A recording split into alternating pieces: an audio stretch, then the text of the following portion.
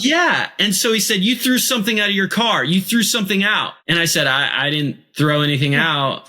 What would I have thrown out? Like in my head, I'm so naive as someone who doesn't even drink alcohol, like trash. What would I throw out of my car? And he was like, you threw something out of the car. Did you throw drugs into those woods? And all my friends start laughing. And he's like, what's so funny? Why are you laughing? And they're like, he's not the guy that would be throwing drugs out of his car, buddy. Like, you're just reaching now. You're just trying to...